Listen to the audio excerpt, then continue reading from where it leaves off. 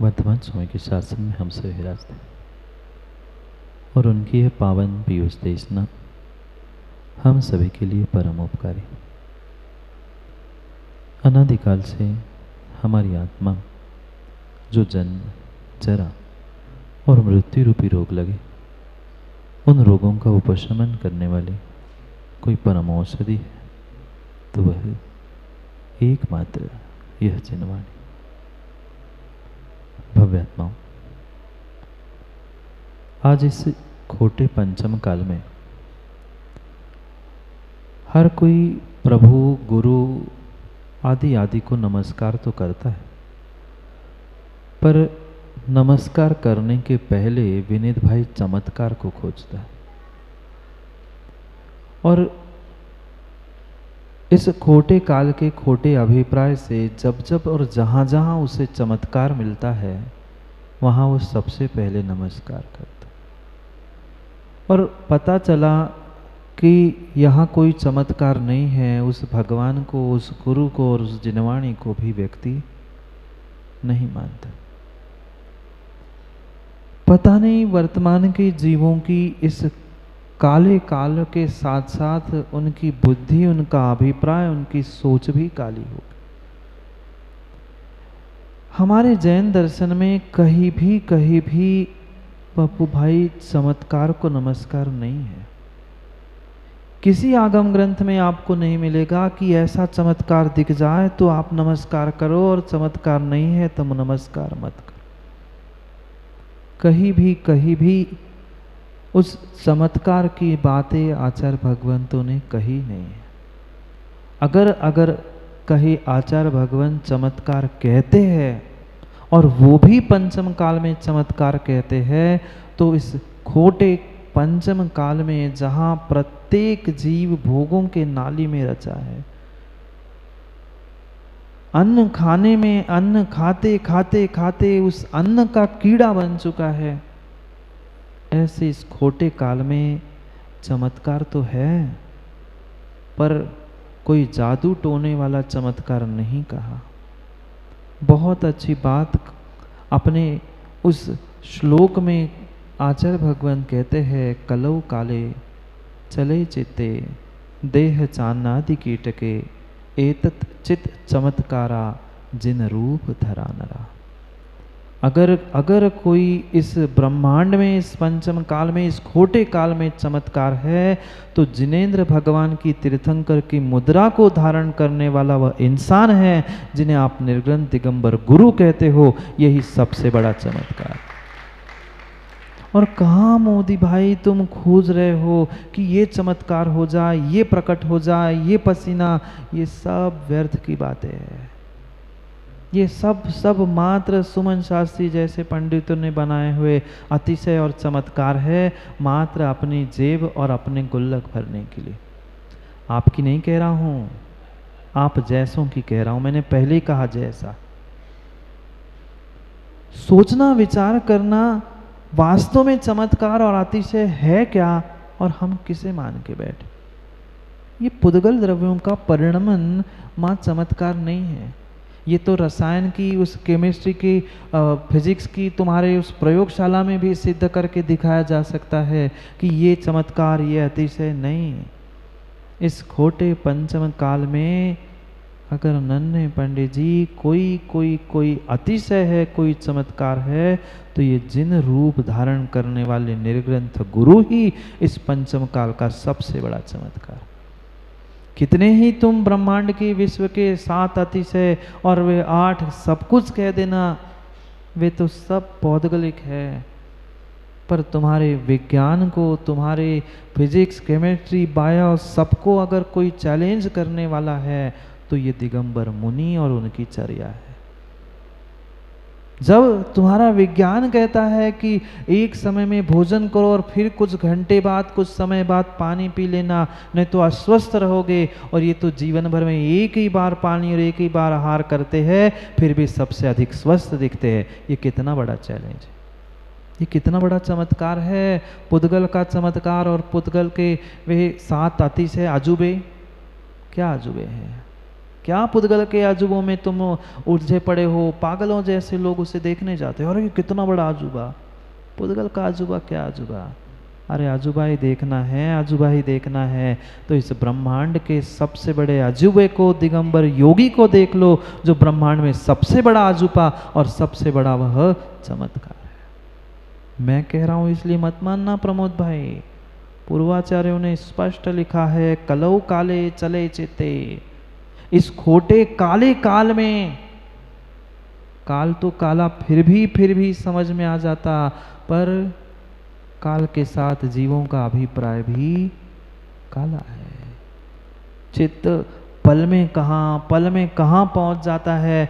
बैठते हैं हम भगवान और गुरु के सामने, पर माँ बैठे बैठे ही किचन में नहीं पहुंचता। यहाँ बैठे हैं, बगल में प्रवचन सुन रहे हैं और धीरे से किसी के घर के कुकर की सीटी सुनाई दे, अरे मुझे भी तो अभी चावल बनाना है, हो गया कल्याण। कितना चंचल मन है, कितना चंचल मन है। काला काल होता तो काम चल जाता, पर मन भी काला है, मन की चंचलता है। एक क्षण भी हम भगवान और गुरु के पास पहुंचकर भी अपने मन को संभाल नहीं पाते। संभाल पाते युवाओं? चंद मिनट मन यहाँ नहीं लगा, तब तक घड़ी में ध्यान जाता, अरे इधर जाने का समय, अरे दुकान खोलना है, घर में ये करना है। कितनी कितनी कितनी उथल पुथल मन में होती है। खोटा काल, फिर ये चित्त चलायमान, उतने से काम नहीं बना। पंचम काल की, कली काल की महिमा समझा रहे हैं कि कैसी कली काल की महिमा है। काला तो काल कह ही दिया, पर बेचारे काले खोपड़ी वाले आंसू, काले खोपड़ी वाले, बाहर से भी खोपड़ी काली है और भीतर से भी काली हो गई। क्या करें? मन की चंचलता, काला अभिप्राय, देह चांदनादि कीट के। देह तो, ये शरीर तो मात्र और मात्र अन्न का कीड़ा बन के घूम रहा है। पता नहीं कितनों ठेलों पर और कहाँ जाते जाते कितनी सारी अभक्ष चीजों को व्यक्ति ने चाट लिया। स्पष्ट ही कह रहा है भानु, जब चाट है तो फिर चाटोगे ही ना। चाट चाट के पता नहीं कितनी पर्याय और कितना समय हमने बर्बाद कर दिया, पर फिर भी जीव उसी खाने में, भोजन में दिन रात रचा पचा। और ऐसी स्थिति होने पर भी इस खोटे पंचम काल में ये सब कुछ तो ठीक है, समझ में आ गया, पर इसमें भी एतत् चित चमत्कारा, चेतन चमत्कार कोई है, चैतन्य चमत्कार कोई है, तो जिन रूप धरा नरा, वे नर, वे पुरुष जिन्होंने इस तीर्थंकर की मुद्रा को धारण कर लिया है, वे ही इस पंचम काल का चैतन्य चमत्कार है। क्योंकि बाकी चमत्कार फीके हैं उनके इस चैतन्य चमत्कार के आगे। एक क्षण, एक मिनट व्यक्ति भोजन नहीं छोड़ पाता। एक समय का भोजन, माँ 10 दिन किए होंगे ना एकासन? कितनों को सुनाया? इस बार तो मैंने 10 एकासन किए थे, पानी भी नहीं पिया, ये भी नहीं किया।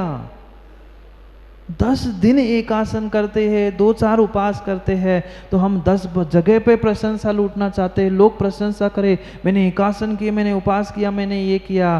फिर उनके बारे में सोचो जिन्होंने जीवन भर के लिए एकासन ग्रहण किया है। तुमने 10 दिन के लिए किया था, तुमने 10 दिन किया था, तुम्हें इतना अच्छा लग रहा है। फिर जीवन भर के लिए जिन्होंने सब भोगों को और भोजन आदि को छोड़ दिया होगा, उनके परिणाम और परिणति के बारे में तो सोचो। ऐसा नहीं होता मोदी जी। एक बार, एक दिन भी नहीं किया होगा, 10 दिन भी। कोई अनंत चतुर्दशी तो लगभग सब लोग करते हैं, उपवास नहीं तो एकासन तो करते ही करते। कितनों को बताते हैं मैंने एकासन किया था, अनंत चतुर्दशी को मैंने एकासन, मैंने व्रत लगा तो मैंने ये किया था।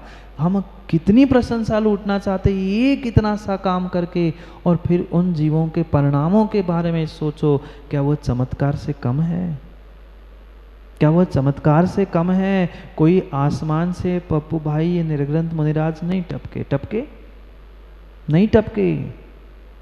किसी आसमान से, किसी भगवान के पर्याय से वे अवतरित होकर इस पंचम काल में नहीं आए हैं। माँ, जैसे आपने एक सामान्य संतान को जन्म दिया था, ऐसे ही वे एक सामान्य संतान के रूप में ही जन्मे थे। पर जन्मे थे तब चमत्कार नहीं था, जब उन्होंने अपने चित्त चैतन्य चमत्कार को पहचान कर निर्ग्रंथ वेश धारण कर लिया, तब वे धरती के सबसे बड़े अजूबे और चमत्कार बन गए। एक क्षण व्यक्ति भूखा नहीं रह सकता, एक क्षण भी वह उस भूख प्यास की पीड़ा को सहन नहीं करता, और वे धरती के देवता उन 46 दोषों से रहित होकर ऐष्णा समिति से अपने आहारों को ग्रहण करते हैं, और उतने में विघ्न आ गया तो छोड़ दिया। कितनी कितनी कितनी ईमानदारी की साधना है। धीरे से भानु बाल आ गया, किसने देखा था, ऐसे कर लिया। किसने देखा था, आप ही ने तो देखा था, दूसरा तो कह ही रहा था नहीं है नहीं है, छोड़ देते उसको, दो के खाने लगते। नहीं, ये जितनी ऐसे खोटे पंचम काल में ये जो ईमानदारी की साधना है, यही तो चमत्कार है। पर व्यक्ति बाहर के चमत्कारों में घूम रहा है।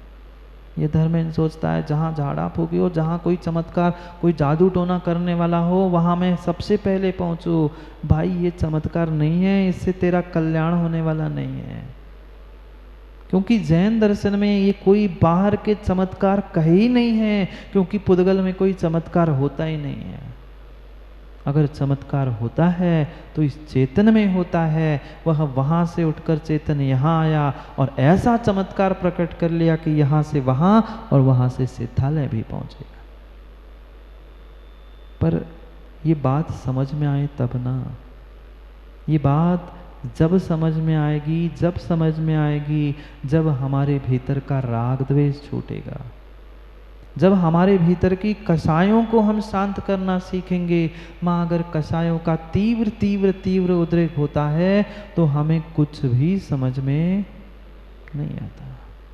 सामने दिखता सत्य है, जानते हैं सत्य है, पर क्या करे, जब मान कषाय सामने आती है तो वह मानने नहीं देती, मानने नहीं देती। जानते बिल्कुल है हम सब बातों को, पर क्या करें महाराज, मानने नहीं दे रही है। मान जाए ना राजेश पटना तो सब मान जाए। एक स्वयं की मान ही कसाय मान जाए तो सब संसार के प्राणी मान जाए, पर हम अपने ही आप को और अपनी मानी को तो मनाने नहीं चाहते। दुनिया को मनाने से क्या मिलेगा, नहीं मिलेगा।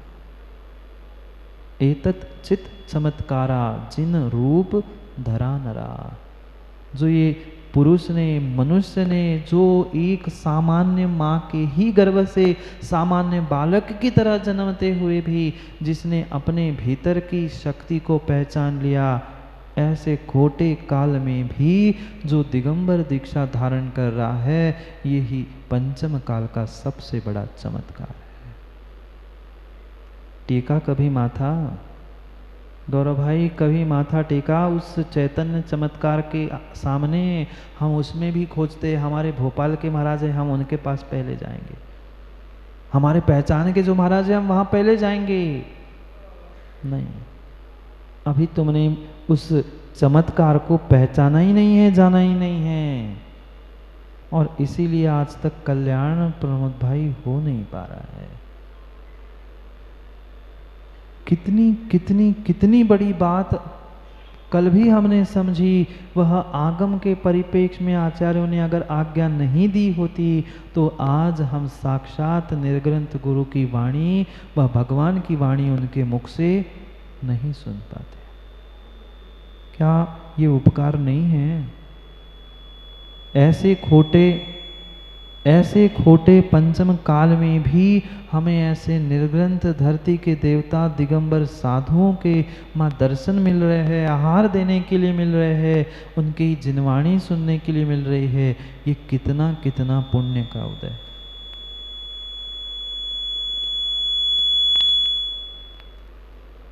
पर क्या करें, पुण्य के उदय को तो हम जानते हैं, देखते हैं, समझते हैं, पर उस पुण्य का सदुपयोग करना नहीं जानते।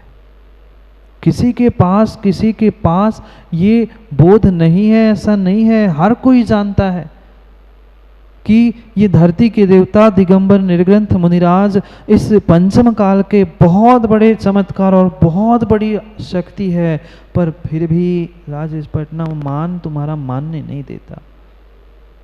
जानते हैं क्या? नहीं जानते। एक समय का भोजन छोड़ने पर भानु 10 दिन में समझ में आ गया था ना।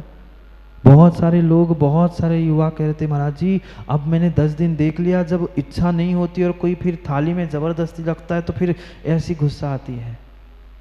हाँ, कह रहा था कल ही परसों कोई भैया कह रहे सौरभ, इसलिए महाराज जी मैंने तो नियम लिया, मैं बिल्कुल ज़बरदस्ती नहीं करूँगा, लेना है सो ठीक, नहीं तो शांति। क्यों? जब स्वयं अनुभूत किया, स्वयं पे अनुभूति आई, तब समझ में आया कि वह कैसी कैसी वह कला होती है जीवन जीने की। क्योंकि इंसान तो हर व्यक्ति बनता है, हर व्यक्ति जीवन जीता है, मरता है, पर उसने अभी तक आज तक जीवन जीने की कला नहीं सीखी। उस तिर्यंचों की भांति मां सब कुछ सीख लिया हमने, पर उतने मात्र से कल्याण होने वाला नहीं है। जीवन उत्थान के लिए, आत्म उत्थान के लिए स्वयं से हमें बुद्धिपूर्वक निर्णय करना हो। उस चमत्कार को भी समझना होगा जो धर्म का, शासन का और परिपूर्ण रूप से अपने उस समाज का अगर कोई गौरव है तो ये धरती के देवता दिगंबर साधु है। पर वहाँ तक भी हम नहीं पहुँचे तो हमारी ये मनुष्य पर्याय भी व्यर्थ है। कौन से भगवान के रूप में उन्होंने जन्म लिया था? जब भी जन्म हुआ था माँ, कोई भी धरती के देवता वर्तमान के देख लेना, जितने जितने महान आचार, महान दिगंबर मुनिराज हुए हैं, उन प्रत्येक का इतिहास उठा के देख लेना। जन्म कहाँ हुआ था? जन्म कहाँ हुआ था? एक माँ के ही कुक्षी से, माँ के ही गर्भ से ही उनका जन्म हुआ था, अस्पताल या घर में। पर फिर भी वे आज पूज रहे हैं, इतने सम्मान को और प्रतिष्ठा को प्राप्त कर रहे हैं। मात्र आप ही क्या पूजोगे? क्या पप्पू भाई आप उन निर्ग्रंथ मुनिराजों की सेवा और क्या आप उनके लिए सम्मान की भावना रखोगे? मैंने आंखों से देखा, जितना आदर, जितना विनय उन अन्य स्थानों पर मिलता है, उतना अपने लोग नहीं कर पाते। क्यों? घर के ही है, अपने ही है, और जो घर का होता है उसकी कीमत नहीं होती। साष्टांग लौट जाते हैं, ये नहीं देखते मेरे कपड़े कैसे होंगे, मेरी कपड़ों की घड़ी प्रेस किए खराब होंगे, कुछ नहीं। कई स्थानों पर मैं गया। वह राजेश जी में लौट के आ रहा था गोमटे अभिषेक के बाद, और आते हुए मैंने देखा हम 3 महाराज थे और 1 2 4 बच्चे बस साथ में थे। एक ऐसा व्यक्ति उतरा, गाड़ी पे चल रहा था, उसने गाड़ी साइड में टिका दी और जेब में से कुछ हरी हरी नोट निकाल कर वह देने लग गया।